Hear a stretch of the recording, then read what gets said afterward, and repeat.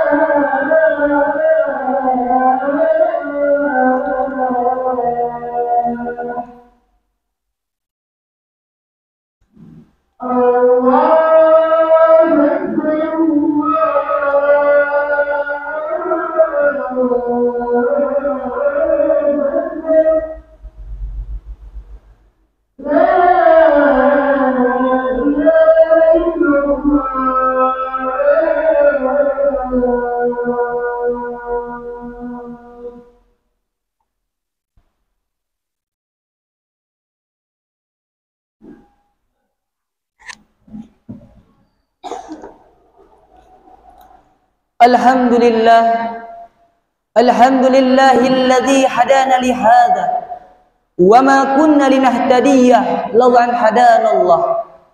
Ashhadu an la ilaha illallah wahdahu la syarika lah wa asyhadu anna sayyidina Muhammadan abduhu wa rasuluh la nabiyya ba'da. Amma ba'du. Fa ya ayyuhal mu'minun ittaqullah haqqa tuqatih wa la tamutunna illa wa antum muslimun. Masyiral muslimin rahimakumullah. Bertakwalah kepada Allah sebenar-benar takwa kepadanya, dan janganlah sekali-kali kamu mati melainkan dalam keadaan beragama Islam.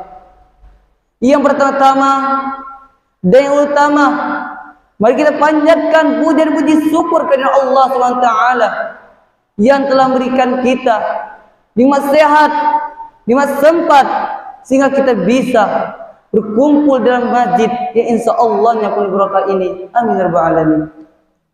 Jemaah Jumat, mari kita renungkan sejenak betapa banyaknya saudara-saudara muslim kita yang sedang ini dicabut oleh Allah SWT nikmat sehatnya, bahkan dia tidak bisa menjalankan ibadah salat Jumat seperti kita hari ini.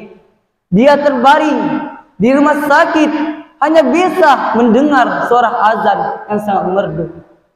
Adapun orang diberi Allah nikmat sehat, bahkan nikmat sempatnya dicabut oleh Allah SWT.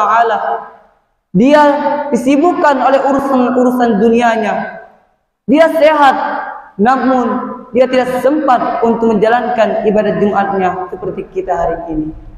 Maka itu kita harus pandai-pandai bersyukur atas nikmat Allah SWT. Kita hari ini masih diberi Allah SWT nikmat sehat, nikmat sempat, sehingga kita bisa menjalankan kewajiban kita selaku umat muslim, yakni menjalankan ibadah Jumat secara berjamaah.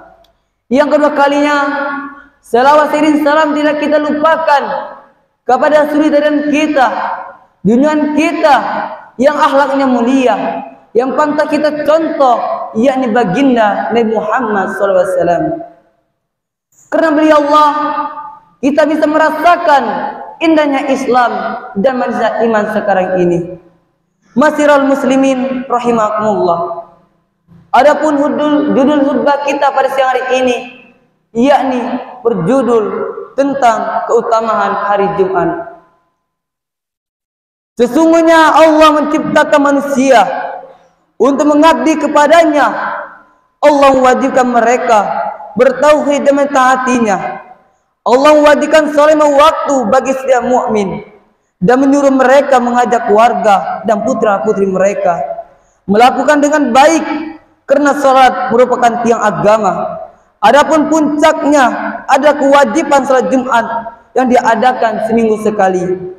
Karena Allah memilih hari Jumat sebagai hari raya yang bagi umat Islam agar mereka menyibukkan diri untuk beribadah pada Tuhan mereka. Nabi Muhammad SAW menuturkan dalam sebuah hadis yang sahih yang artinya Allah SWT menyesatkan orang-orang sebelum kami dari hari Jumat. Bagi kaum Yahudi hari Sabtu, bagi kaum Nasrani hari Ahad. Kemudian Allah mendatangkan kami dan memberi petunjuk kami untuk hari Jumat. Kami generasi yang terakhir di dunia, tetapi kami generasi yang pertama di akhirat kelak. Jemaah Jumat rahimakumullah.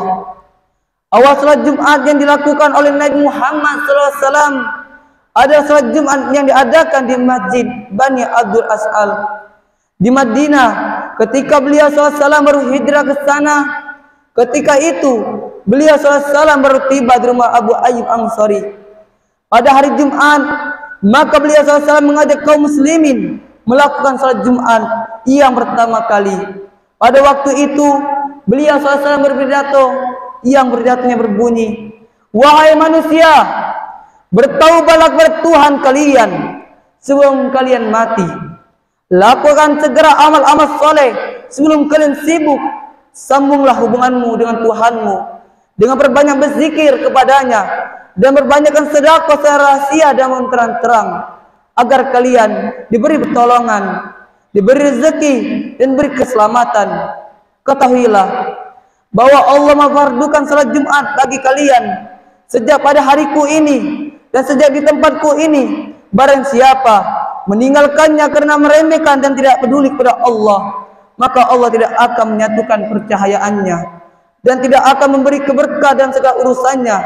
Ketahuilah bahwa salatnya, zakatnya dan puasanya tidak akan diterima oleh Allah SWT. Hadis di atas menunjukkan akibat buruk yang akan diterima oleh seorang yang enggan melakukan salat Jumat tanpa uzur. Pahala amal-amal kebajikannya seperti salatnya dan puasanya terancam gugur, dan ia terancam dengan doa Nabi Muhammad SAW, yang mana doa Nabi Muhammad SAW berbunyi, "Wala jamallahu samlahu wala barakalahu fil amri," yang artinya maka Allah tidak akan menyatukan percahayaan dan tidak akan beri berkah dalam segala urusannya. Ancaman Nabi Muhammad ini juga berlaku bagi seorang yang meninggalkan salat Jumat tanpa uzur, baik karena berpergian untuk bersenang-senang atau untuk mempersiapkan hidangan makan di rumah-rumah atau untuk menunggu kedatangan para undangan.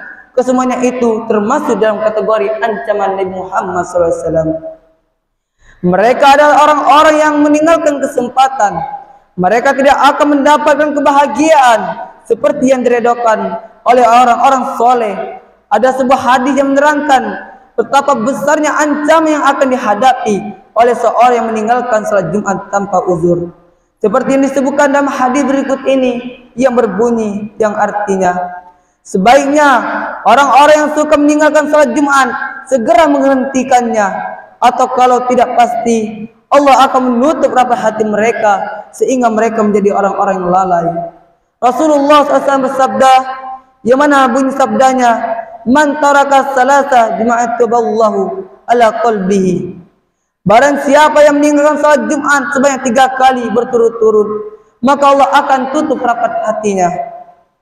Hampir saja Nabi Muhammad SAW membakar rumah-rumah orang-orang yang meninggalkan salat Jumat dengan sengaja. Andaikan kata di dalam rumah-rumah itu tidak terdapat anak-anak kecil dan kaum wanita tidak berdosa. Dari keterangan di atas dapat disimpulkan bahwa menghadirkan salat Jumat berjemaah hukumnya wajib bagi setiap muslim, kecuali bagi 4 orang. Yang pertama, seorang budak. Yang kedua, seorang wanita. Yang ketiga, anak kecil. Dan yang keempat, orang yang sakit. Allah menyuruh orang-orang beriman untuk segera menghadiri salat Jumat dan meninggalkan kegiatan bisnis mereka ketika mereka mendengar panggilan untuk menghadirkan salat Jumat, agar mereka menyibukkan diri untuk mengabdi kepadanya. Dan Allah memberitahu bahwa menghadiri salat Jumat untungnya lebih besar daripada dunia dan seluruh isinya. Seperti yang disebutkan dalam firman Allah SWT berikut ini, A'udzubillahi minasyaitonirrajim. Bismillahirrahmanirrahim. Ya ayyuhalladzina amanu idza nudiya lis-salati min yaumil jumu'ati fas'au ila dzikrillah wazarul bai'. Dzalikum khairul lakum in kuntum ta'lamun. Yang artinya, hai orang-orang beriman, jika telah dikumandangkan panggilan untuk salat Jumat, maka segera kalian menuju ke masjid untuk mengingat Allah, dan tinggalkanlah jual beli yang sedemikian itu, ada lebih baik bagi kalian mengetahuinya. Surah Al-Jumu'ah ayat 9. Jemaah Jumat rahimakumullah, ketahuilah bahwa memenuhi segala kewajiban merupakan pertolongan yang besar untuk memenuhi segala hajat, menghilangkan segala kesulitan dan memperluaskan rezeki dalam kehidupan, seperti yang disebutkan dalam firman Allah Ta'ala yang berikut ini. Wa may yattaqillah yaj'al lahu min amri yusra, yang artinya, dan barang siapa yang bertakwa kepada Allah, maka Allah akan menjadikan kemudahan baginya dari segala urusannya. Surah At-Talaq ayat 4. Yang mana dan firman Allah SWT yang artinya, dan barang siapa bertakwa kepada Allah, maka dia akan menjadikan jalan keluarnya baginya, dan dia akan memberi rezeki dari arah yang tidak ia pikirkan. Surah At-Talaq ayat 2-3. Masyiral muslimin, jemaah Jumat yang insya Allahnya dimuliakan oleh Allah SWT. Ara Ibnu Malik, seorang tabi'in, jika ia telah menyelesaikan salat Jumatnya, maka ia memegang pintu masjid seraya berdoa, Ya Allah, aku telah memenuhi panggilanmu, telah melaksanakan kewajibanmu, dan aku telah bertebaran di muka bumi ini seperti yang engkau perintahkan. Maka berilah aku rezeki dari kurniamu seperti yang engkau janjikan kepadaku, bahwa engkau sebaik-baik pemberi rezeki, maka harta menjadi banyak dan kebaikannya berlimpah ruah. Masyiral muslimin, jemaah Jumat rahimakumullah, mungkin ini saja khutbah kita pada siang hari ini. Semoga bermanfaat bagi kita semuanya. Amin rabbal alamin. Barakallahu li wa lakum fil Qur'anil azim, ونفعني وإياكم بما فيه من الآيات والذكر الحكيم وقل رب اغفر وارحم وأنت خير الراحمين.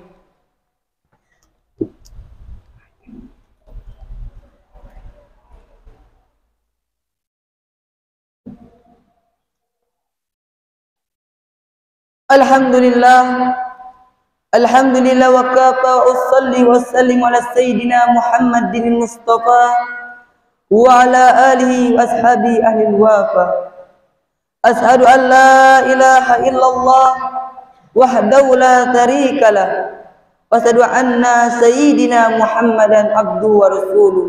Amma ba'du. Fa ya ayyuhal muslimun usikum wa nafsi bittaqwallahi aliyil azim. Wa'lamu anna Allah amarakum bi amril azim. Amarakum bis salati wassalami ala nabiyil karim. Faqala inna Allah wa malaikatahu yusalluna 'alan nabi. Ya ayyuhalladzina amanu sallu 'alaihi wa sallimu tasliman. Allahumma salli 'ala sayyidina Muhammad wa 'ala ali sayyidina Muhammad kama shallaita 'ala sayyidina Ibrahim wa 'ala ali sayyidina Ibrahim wa barik 'ala sayyidina Muhammad wa 'ala ali sayyidina Muhammad kama barakta 'ala sayyidina Ibrahim wa 'ala ali sayyidina Ibrahim fi 'alamin innaka Hamidum Majid. Allahumma ighfir lil muslimin wal muslimat wal mu'minin wal mu'minat al ayyam wal amwat. Allahumma dafa'ana al bala wal khala wal waba wal fassa wal munq wal bagh wasuyuba mukhtalifa wasada'ida wa minha ma zuhara minha wa ma batan min baladina hadha khassa wa min buldanina muslimina amma innaka ala kulli shay'in qadir. Ibadallah, inna Allah ya'muru bi adli wal ihsan wa ita'i dzil qurba wa yanha 'anil fahsya'i wal munkari wal baghi ya'idzukum la'allakum tadhakkarun. Fazkurullah azima yazkurkum wa lazikrullahi akbar. Aqimus shalah. Allahu akbar.